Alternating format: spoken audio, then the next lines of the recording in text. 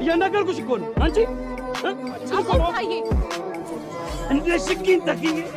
እንደ አረም ነቃቅልሽ እሺ ምን ቆመሽ ታያለሽ ወደ ተዘጋጀው ክፍል አስገቢኝ ባላይ ከበርም ባለቤቴ አባዮሽ ጨፍርልሃለሁ ትሸልመኛለህ ብዬ ነበር የተባሽ ናታች ቱልቱላ አይ ሩባት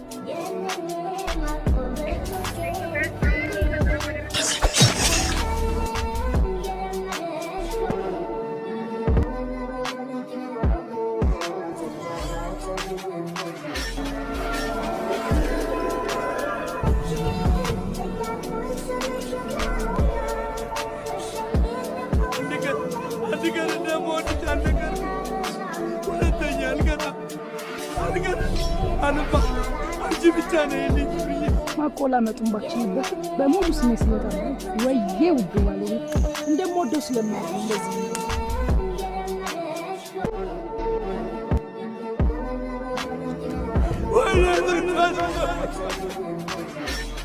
ወይኔ